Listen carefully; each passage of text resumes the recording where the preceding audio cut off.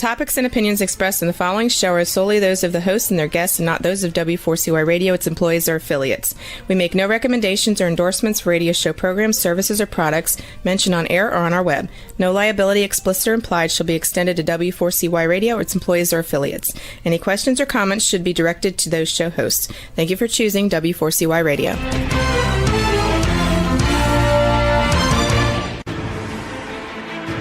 What's working on purpose anyway? Each week, we ponder the answer to this question. People ache for meaning and purpose at work, to contribute their talents passionately and know their lives really matter. They crave being part of an organization that inspires them and helps them grow into realizing their highest potential. Business can be such a force for good in the world, elevating humanity. In our program, we provide guidance and inspiration to help usher in this world we all want, working on purpose. Now, here's your host, Dr. Alise Cortez.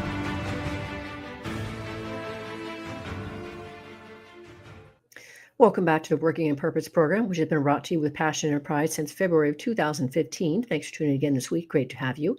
I'm your host, Dr. Alise Cortez. If we've not met before and you don't know me, I'm a workforce advisor, organizational psychologist, management consultant, logotherapist, speaker, and author. My team and I at Gusto now help companies to enliven and fortify their operations by stoking their passion, meaning, and purpose of the team to align with your organizational aspirations. We do this by helping companies build a high-performance culture, inspirational leadership, and nurturing managers who meaningfully connect with their team members and coach them to develop more skills and contribute their highest performance. You can learn more about us and how we can work together at gusto-now.com and my personal site, alisecortez.com. Getting in today's program, we have Roderick Jefferson, an internationally recognized keynote and transformational speaker. He's given keynote presentations nationally and in 14 countries and understands the power of sharing real-life strategies that work. Roderick frequently presents at industry events and is the author of Sales Enablement 3.0, The Blueprint to Sales Enablement Excellence, the Sales Enablement 3.0 Workbook, and lastly, Stroke of Success, How Climbing the Ladder of Success May Be Detrimental to Your Life. We'll be talking about his obsession with climbing to success and how it ultimately culminated in him dying and coming back with a new lease on life and a message to fortify it. He joins us today from the San Francisco Bay Area. Roderick, welcome to Working on Purpose. Dr. Alise, thank you for having me. I'm absolutely honored and humbled to be here. I'm delighted as well, and we have much to share and talk about here. Right, and what I wanted to start with, just because it was a delightful way when you and I first met, and we were having a phone conversation to get acquainted, you told me the story that earlier in your life that you were set out to be a pro athlete. And I think you even had a contract from a team, but then you met this woman and things changed. Maybe you should start with that story. This woman, I think that's how I'm going to start referring to her. Oh no, you're going to get me in trouble. Until she kills me. Yeah, you're going to get me in trouble. It was an interesting story. I had played basketball all the way through college, and I was about 2 weeks away from leaving. I had a contract down in Nicosia in Cyprus, Greece, to go and do what I had loved since I was 6 years old. And I met her, and life changed right away. It's one of those things where you just know when it's the right person. And to say I was smitten was probably an understatement, which is the first time ever that I had actually felt this way. And so I was like, this is the one. Absolutely. So she got a chance to meet my mom. My mom said, I agree. So that cleared things up on that side. But, we met. I said, I'm going to leave. Why don't you come with me? And she said, no, that's not going to happen. I've known you for 2-3 weeks. There's no way I'm going to go over there. I don't know what's going to happen to my passport. I don't know what's going to happen to me. And I said, fine, then I'll figure it out. What she didn't know is I actually went after that conversation. I called my agent and I tore up my contract. Now, remember, I wanted to get to the point of being a pro. Being a pro was kind of optional at that point. I knew that I wasn't going to the NBA, so it would be cool money and I get a chance to go around the world and those kind of things. But when I told her, here's the answer that she gave me. You're stupid. I thought this was just a fling. I was like, oh, great. I just gave up my entire future for this. And, I have not regretted it for a day. We have 2 beautiful children and a beautiful granddaughter now. And that was literally 35 years ago. and we are still going strong. And I got to believe that after everything this woman's been through with me, she's got to be about a quarter of an inch away from sainthood right now. Such a beautiful story, and Thank you. there's hope for all of us out there that still want to find our partner. So thank you for sharing Absolutely. that. Well, now fast forward here. If we were to just kind of even just roll over your resume, we would find all kinds of really interesting, well-recognized company names that you've had executive leadership roles with. So could you just sort of trace for us, just to give us a bit of a tour of this big career that you've enjoyed here? Thank you for that. It's been an amazing Disneyland fairy tale of a ride. It really has. I started out at AT&T, my first, I'll call it big boy job. And I was an inside salesperson, a BDR, SDR, as they're called now. And I did well, got promoted to account executive, went to President's Club a couple of times, then got promoted to sales leader. And I quickly said, no, thank you. First of all, I don't want to be responsible for other people in their push. And I've also heard that sales leaders actually make less than the people that are selling. That's not what I was about to sign up for. So I actually met with my VP of sales and I said, what if I could do two things? One, take some of the basic rudimentary templates that I created and help people to get, onboarded faster and start hitting quota. And the other piece is, what if you'd had so many people that were eligible for President's Club that you didn't have enough budget. And he said, this is a new job. So I took on my first new job immediately because I wanted to stay close to sales, but I didn't want to have a quota. That I know that now the entire branch became my quota because I became the branch trainer from onboarding through continuing education. From there, like I said, it just shot up like a rocket. I've run enablement at Siebel, eBay, HP, Oracle, Salesforce, Marketo, and a number of others. And I started, as I said, as a BDR. By the time I finished my corporate run, I was a senior vice president. But at that point, I realized that I was kind of the leader of leaders, and I couldn't literally look myself in the face and say that I was a practitioner anymore. So I started my own company about 8 years ago, taking on kind of the things that I was doing, which was something called sales enablement, which was kind of, think about training on steroids. And that worked for a few years. And then a buddy of mine called and said, hey, I've got this SVP slot. You could probably do it with your eyes closed. It's a nice salary. Plus we get a chance to put the band back together. I went out and did it.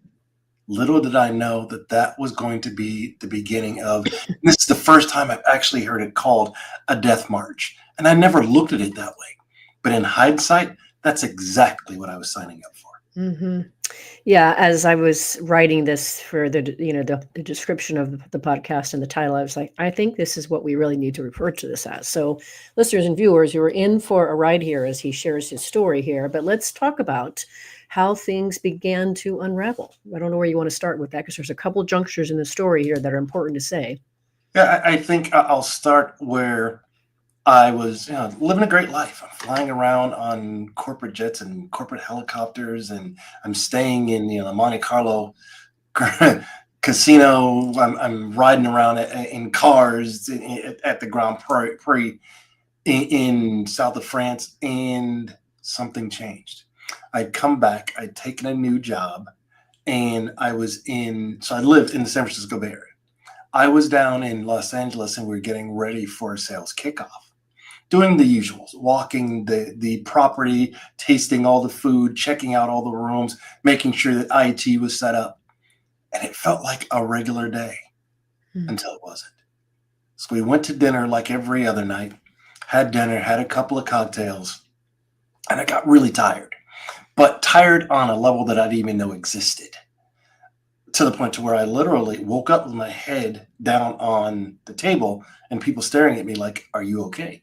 They looked at me like I had narcolepsy. Like I'd just fallen asleep. And I don't say that in jest. Like I'd fallen asleep in the middle of a sentence, which is about what happened. I said, okay, I'm tired. I'm going to go back to my room. I'm going to get some sleep because tomorrow we've got a lot of things going on. And then I fly home later in the afternoon. Fast forward. The next morning I wake up.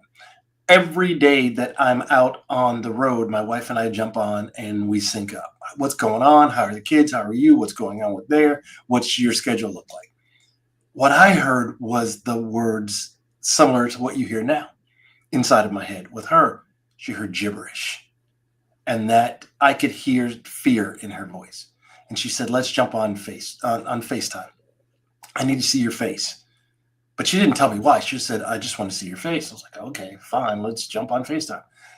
She walked me through, thankfully, stroke protocol, because a friend of hers had had one previously, and she had had a small TIA also, a minor stroke years back. And it was essentially, what's your name? What's your middle name? I'm like, oh, I don't know. I should probably know that, And this was only, I dare I say, all of this happened 4 years ago. This wasn't something 20 years ago. And so, and she says, count to 10. Fine. 1, 2, 87, 12, 46, 13. Say your ABCs for me, babe. And I said, come on, seriously? A, B, X, L, Q, T, W, C, Y. And she said, babe, I need you to call. And I had one of the directors on my team was in. She said, I need you to call Tim Carlson because you're having a stroke. Now, fast forward, we get to the emergency room. They do a battery of tests. They check on me. And now I'm stuttering uncontrollably, something called aphasia medically. I can't get words out. We were there for 90 minutes, 2 hours max. They released me. Why, I do not know to this day. The worst part is, it turns out that there is a clot buster, if you will, of medication that they could have given me to break up the clot that created the stroke. Problem was, and this was miracle number one, I had my stroke while I was asleep. 98% of sleep stroke victims never wake up. That is why it is called the silent killer. So we fast forward to that. We're at the airport flying back.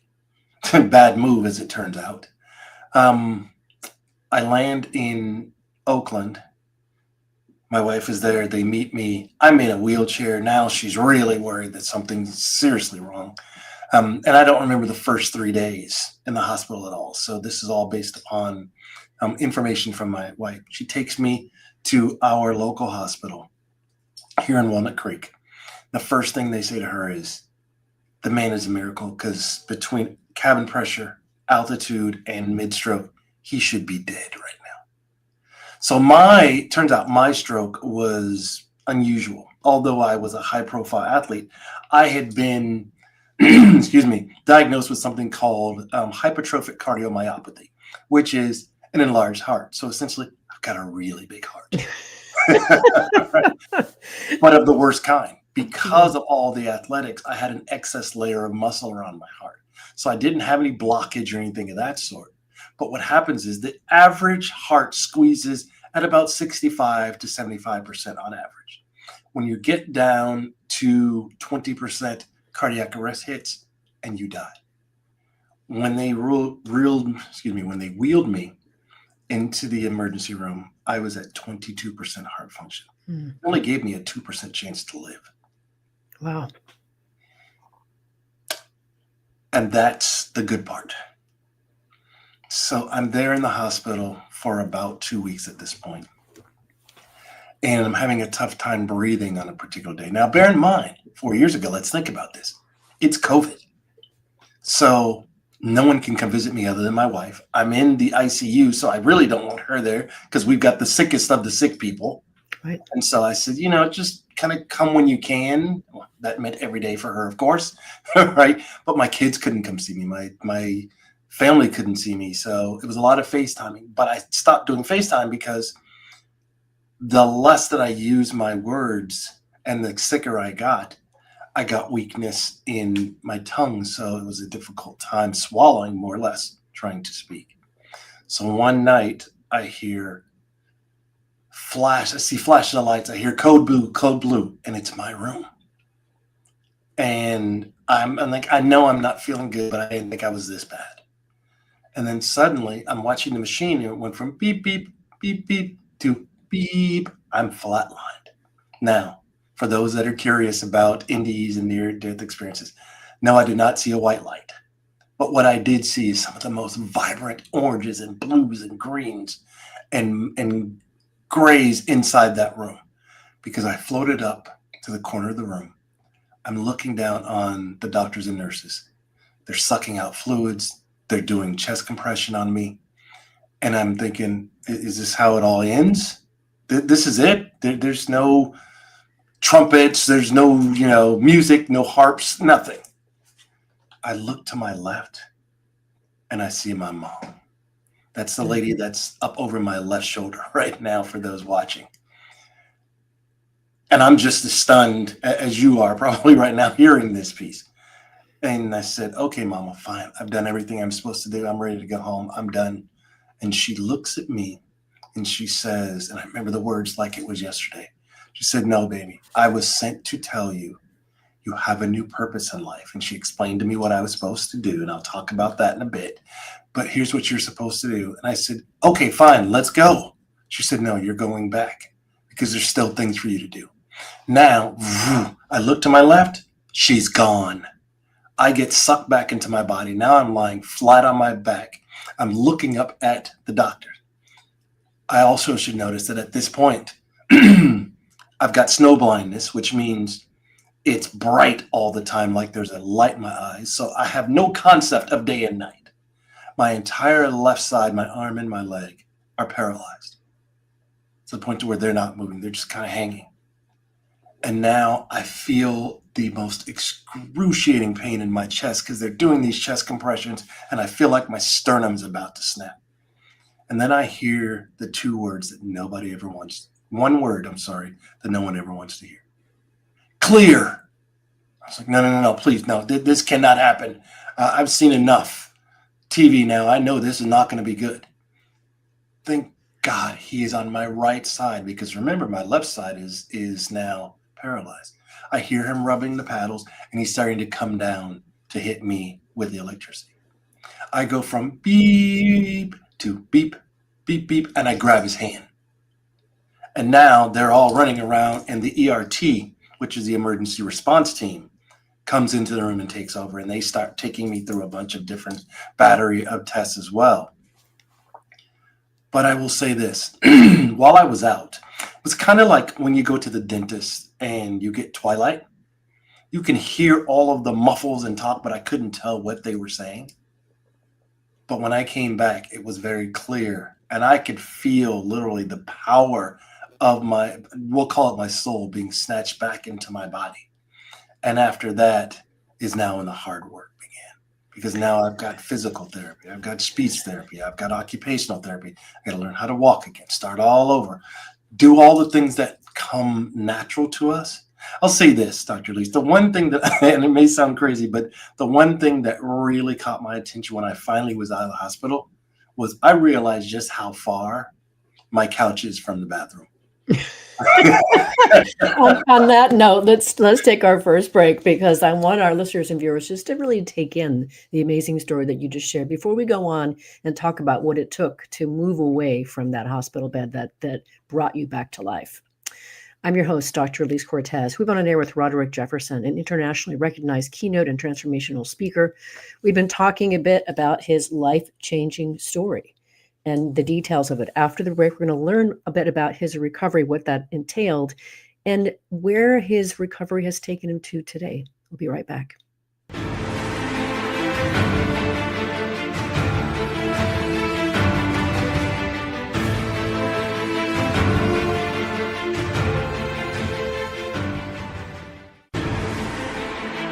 Dr. Alise Cortez is a management consultant specializing in meaning and purpose, an inspirational speaker and author. She helps companies visioneer for greater purpose among stakeholders and develop purpose-inspired leadership and meaning-infused cultures that elevate fulfillment, performance, and commitment within the workforce. To learn more or to invite Alise to speak to your organization, please visit her at alisecortez.com. Let's talk about how to get your employees working on purpose.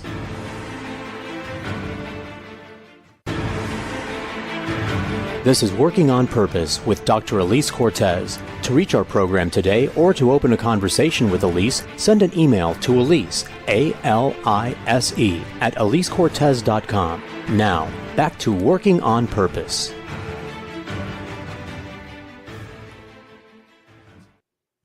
Thanks for staying with us and welcome back to Working on Purpose. I'm your host, Dr. Alise Cortez, as I am dedicated to helping create a world where organizations thrive because their people thrive and are led by inspirational leaders that help them find and contribute their greatness. And we do business that betters the world. I keep researching and writing my own books. So one of my latest came out called The Great Revitalization, How Activating Meaning and Purpose Can Radically Enliven Your Business. And I wrote it to help leaders understand today's very diverse and discerning workforce. What do they want to be able to perform their best and stay with you? And then I provide you 22 best practices to equip you to create that in your leadership and your culture. You can find my books on Amazon or my personal site, AliseCortez.com. If you are just now joining us, my guest is Stroke of Success, How Climbing the Ladder of Success May Be Detrimental to Your Life, the author of which is Roderick Jefferson. Okay, so you left us hanging talking about what it was like to be now awake and back breathing and your heart beating on that hospital bed. Let's journey forward from what recovery looks like there. And now I know there's a couple of things that happened along the way as well. There was. And one of the interesting things is, and I said earlier that I had a strong case of aphasia, or as we commonly know it as stuttering. I found the oddest way. I was talking to one of my family members and I couldn't get words out, and it just started to frustrate me to the point to where literally for about 2 weeks I stopped talking. I just kind of I pointed and I grunted a lot until my wife in her infinite wisdom said, if you don't start using your words, you will lose them.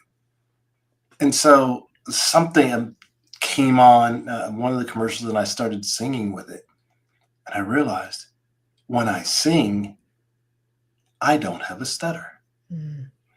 Now, I'm not going to make a promise that the singing was good or even remotely close to something that resembled good, because it was horrible, right? But what I had is a new way of communicating, because my stroke actually happened dead center in the middle of my speech center. Yes, for a person that gets paid to talk. I couldn't talk at all. And what I found out is the emotional center is directly next to the speech center, which meant every time someone would ask me a question, how are you doing? How are you doing bouncing back? Tell me the story of the stroke. I'd sing it for them, but then I'd instantly break into tears. Now, I have no problem sharing and showing emotion, but I never was that level of emotion filled because the brain had swollen. So now my speech center wasn't next to, it was overlapping my emotional center.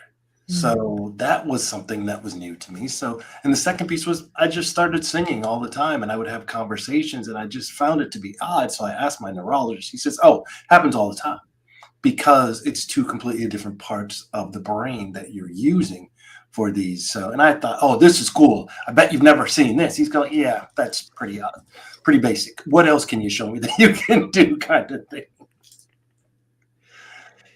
The other piece was, and I said earlier that my mom had given me my new, and I'll call it marching orders of where I was going to go.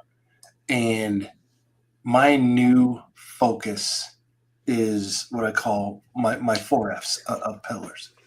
And that is faith, family, friends, and fun.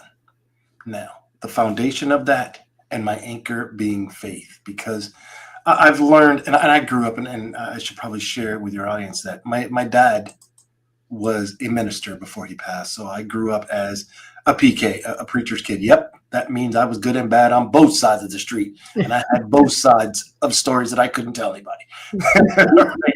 So what I found out is it was a new definition of faith. It was less about blindly believing what you're told, and it was more about radical trust, because it was the first time that, and I remember when I was younger, my mom used to say that 2 things. One, faith is never tested in good times. And I didn't understand what that meant until I went through this piece. Yeah. And the second thing I realized is faith's definition changes, because we assume, oh, okay, maybe nobody's promised tomorrow. Well, how about that when you don't have a tomorrow?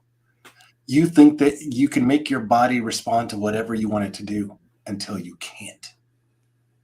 And so this whole thing was all about trust. And I had to say, God, it's yours. All I'm going to do is listen and let you lead, and I'm going to follow. Yeah. And so it was about trusting that the struggle I was going on was not just shaping me, but it was changing me completely. It's believing that people have lost.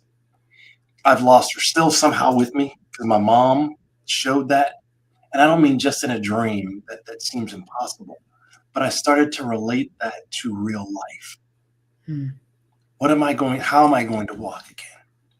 I had to literally think, bend your knees, put one foot in front of you, move the next one, shift your weight, turn your shoulders, and things that just as children we naturally do.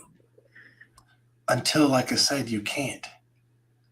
And then I realized that there were other people that were watching what was going on. I was in a number of support groups, and my recovery started to accelerate to the point to where I actually started to have survivor's guilt, because I'd be on one of the groups and someone said, it's been 10 days and I just walked across the street, across the room, or I can use a real spoon again. And I'd be like, oh man, I got a keynote coming up in San Diego in 2 weeks.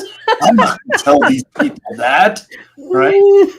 I also realized that just like everything else, you can't compare yourself. Your chapter 12 may be their chapter 50, right? Or my chapter 2 may be their chapter 37. And I was going to Stanford University, and I had about 11 neurologists that were poking and prodding me because they had never seen anybody bounce back as fast as I had before. Right? And to me, it was all I knew as an athlete, as an executive, as a salesperson. And I don't say this with an ego. I expected to win. Mm. And I think that's what helped me fight back from this in that stage that I was in, was I realized that I hated losing more than I loved winning. And I was not going to let this thing beat me, because it became a you versus me situation. I also realized that what it meant when people say no one is an island. Remember, I'm home, but I'm not back, if you will. Mm-hmm. And so I still need help moving around. The paralysis has not completely come back. And so it wasn't like, people were feeding me, but they were feeding my soul. And I realized how important the smallest thing mattered. I started to put words together with my use of my visual and auditory exercises. And then they'd start to turn into a sentence. They were cheering like I won the Super Bowl. Mm-hmm.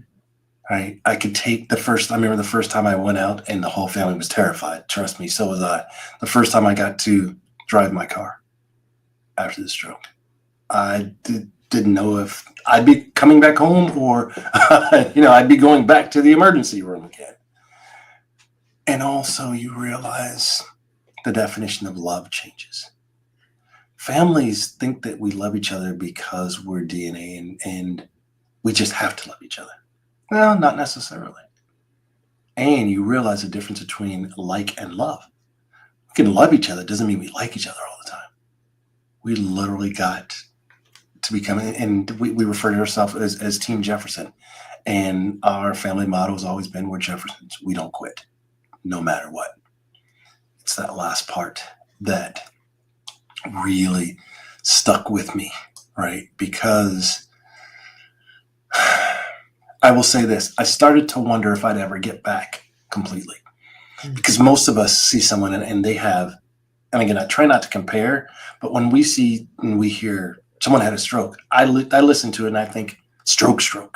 Like they're not going to get back. The arm is pinned against the body. There's dragging the legs behind him. That wasn't the case for me. I wasn't stuttering, but I was starting to talk again, slowly, right? Until one day I remember we were watching a college football game, and it was the day before my son's birthday coming up, right? And he had gone to go get his car washed. So that left my wife, my daughter, and myself here at the house. And I felt this sharp pain in my head. It felt like somebody was drilling nails into my head. And I am in just excruciating pain. I look up at them and they're like, "Dad, are you okay? What's going on? What happened?" And I said, "I'm not sure what happened, but I feel like myself again with this voice that you hear today." Now, you would think everybody would be so excited. "Oh my God, Dad can talk again." No, first thing my wife said was, "Get your shoes on. We're going back to emergency." She thought that maybe I had an aneurysm that had burst or something in my brain that was temporary. We went to the emergency room, take me back, and we do MRI, CT. The doctors come in and they take my original films, they put it up, and they take the films from that day on top of each other. And they were mirror images. So physiologically, nothing had changed in my brain. They couldn't explain why suddenly I could talk when I couldn't, just an hour ago. I didn't care. I'm like, it's working. But that wasn't enough. So back to the death march that we were talking about. Crazy me, what do? Oh, I'm fine. I go back to work. As an executive with a high level of stress that I have become accustomed to working at, and I'll call it the red line of stress, like I'm sure some of you out there can relate to. The problem is I wasn't as healed as I thought I was. And guess what happened? Oh no, not again. Yes, again. Thought that I'd had a second stroke. I started stuttering again. My head was killing me. I was feeling numbness in my limbs. Right back to the same hospital, literally 2 rooms away from where I was before. And at that point, and I know you can believe what you choose to. For me, God said, "You don't get it third time. Now you either are going to make a change now, or I'm going to take you out, because clearly you're not smart enough to handle this by yourself." I stayed in the hospital a bit. I went through the same regimen and routine that I went to before, but this time I came home a very different man. I was ready. I was prepared. And I knew that had I continued doing things the way I was going to, or I was planning to, and had continued doing, my cardiologist said, now I had my stroke, we call my stroke anniversary, October 28th, just a couple of weeks ago, 4 years ago. And so, that we're all pushing towards Thanksgiving here in the US. And then shortly after that, Christmas. My cardiologist said, had I not had my stroke, I would have never made it to Christmas, may not have made it to Thanksgiving. So I look at it now and I think that the best thing that ever happened to me physically, of course, there's family and kids and all those things, but physically, the best thing that's ever happened to me was I had a stroke, I died, and they brought me back. Oh my goodness. All right, let's grab our last break on that one so people can just chew on that. After the break, I want to talk about where we are, where's the direction next? What did Mama tell us, and how we play in the game of life after this juncture? I'm Alise Cortez, your host. We've been on the air with Roderick Jefferson, an internationally recognized keynote and transformational speaker. We'll be right back to talk about his direction from here.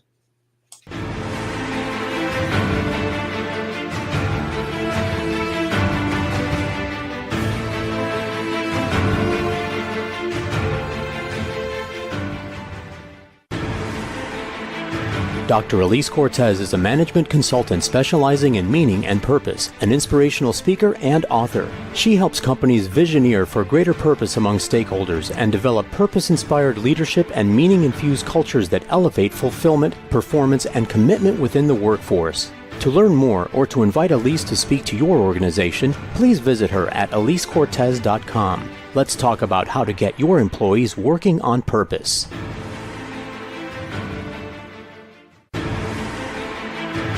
This is Working on Purpose with Dr. Alise Cortez. To reach our program today or to open a conversation with Alise, send an email to Alise, A-L-I-S-E, at alisecortez.com. Now, back to Working on Purpose.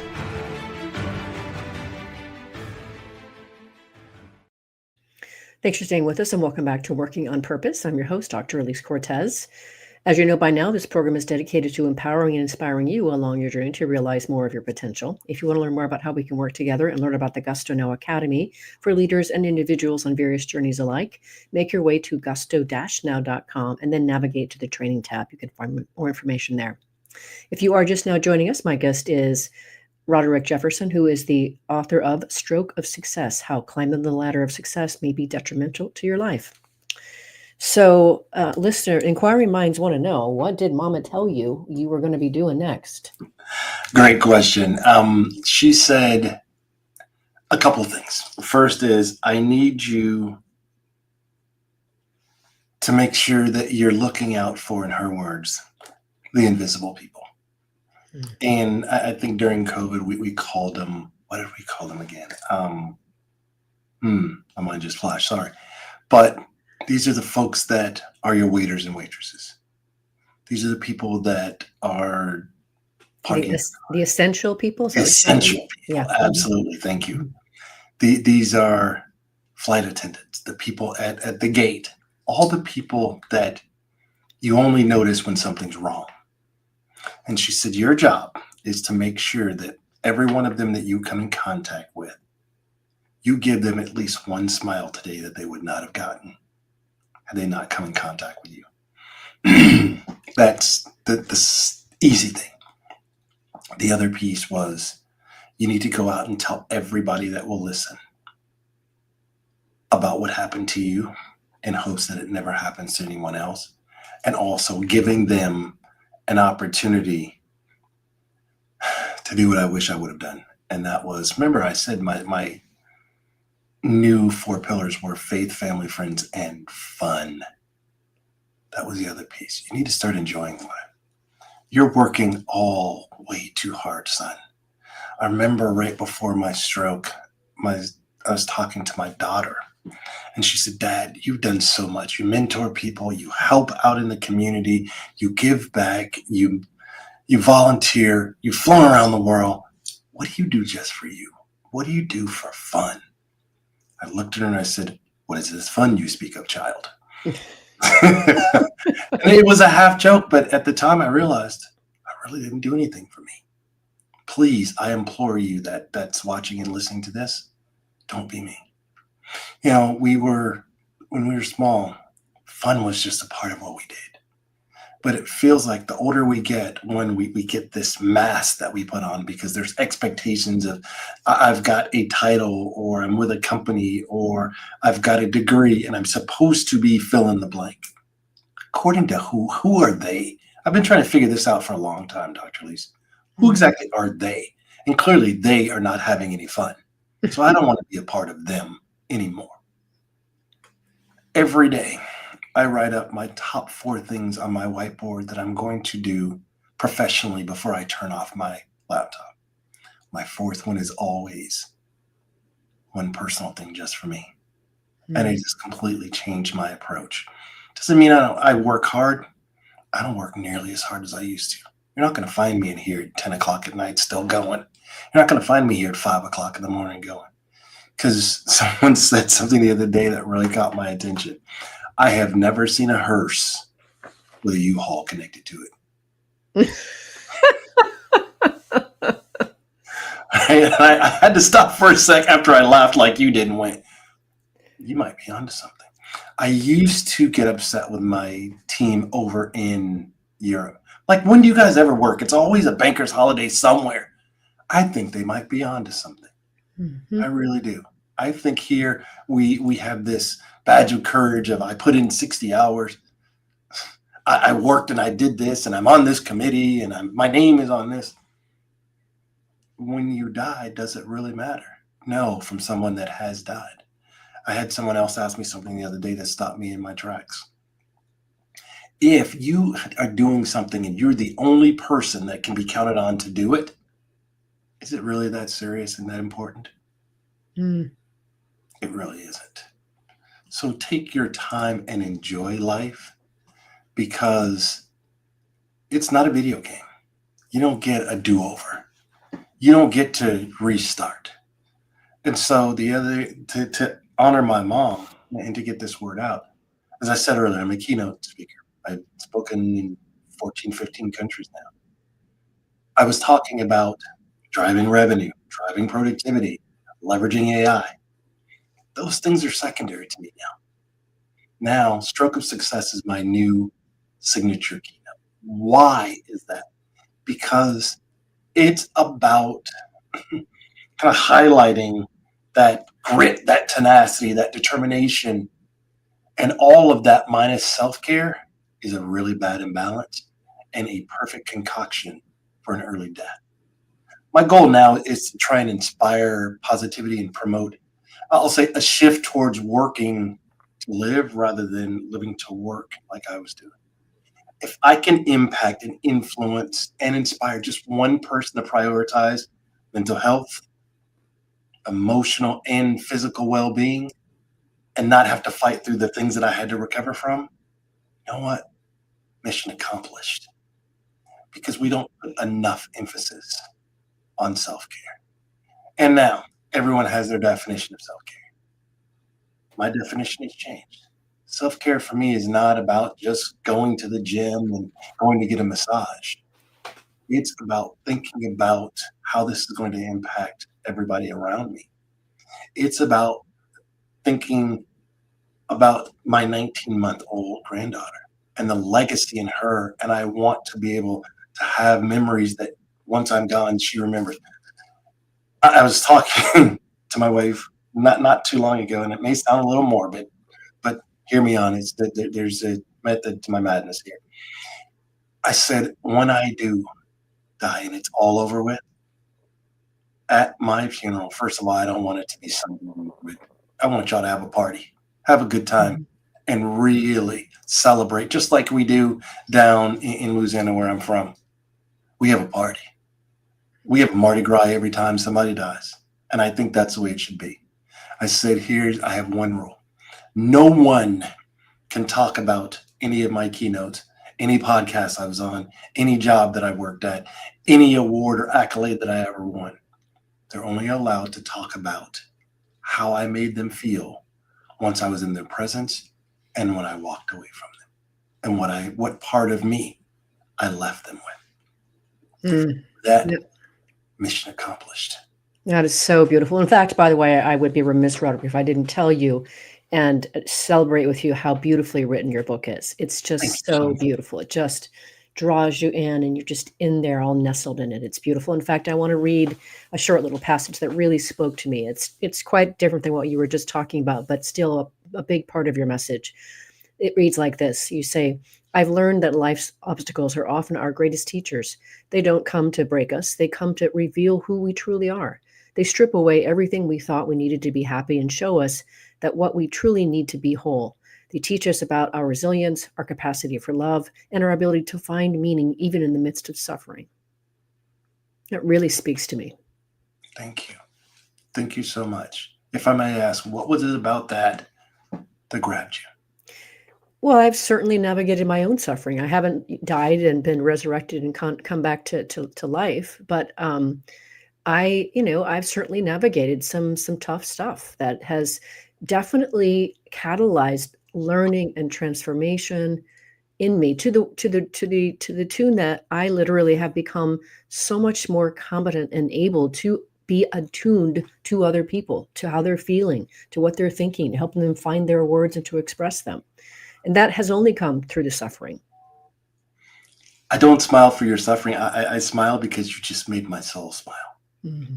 In the fact that it is now, through that difficult time, it has made you far more empathetic Mm-hmm. of others and what they're going through, which says to me that you have learned or continue to learn to take those setbacks in life and turn them into stepping stones and turn them into, I'll say, the universe has a way of being one of our best teachers if we'll just listen. Mm-hmm.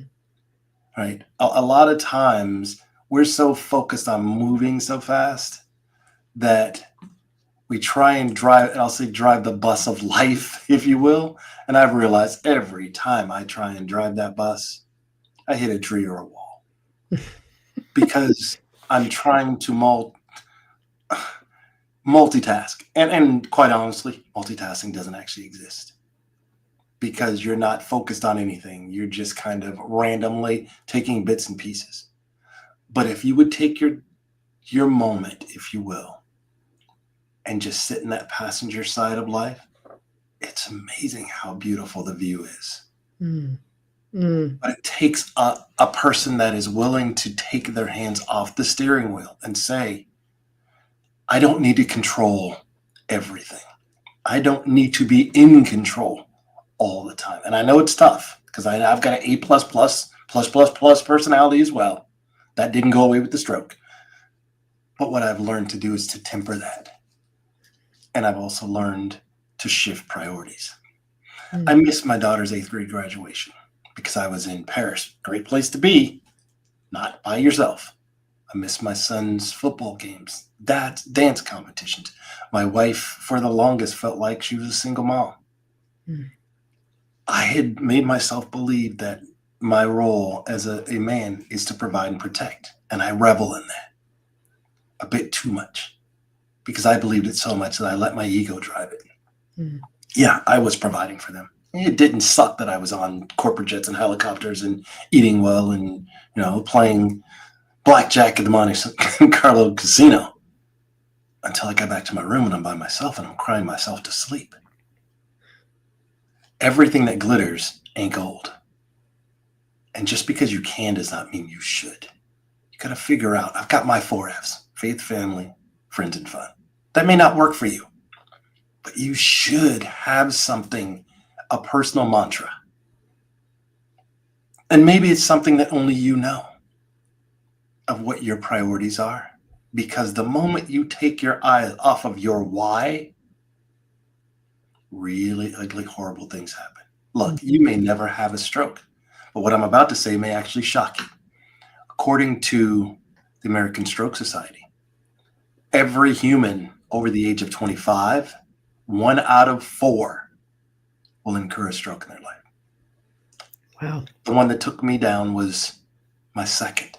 I didn't even realize I had had a stroke previously. Maybe it felt like a migraine. Maybe it just felt like I was tired because I was working hard. Let me rejigger what I just said. You may never, and I pray to God that you never have a stroke. But Dr. Alise, as you said, and I'll kind of paraphrase, life is life, and for all of us. We're all going through something. Yeah, so true.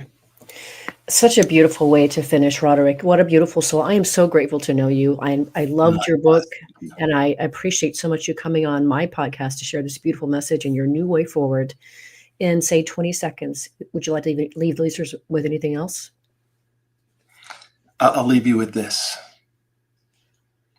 Learn how to build balance in your life before your life takes over and takes all the balance away from you. Powerful, Roderick. So beautiful. Listeners and viewers, you are going to want to learn more about Roderick Jefferson, his books, his speaking. So I would direct you first to start at his website. It's roderickjefferson.com. I'll spell it for you in just a second, but you've got all kinds of resources available to you on that site.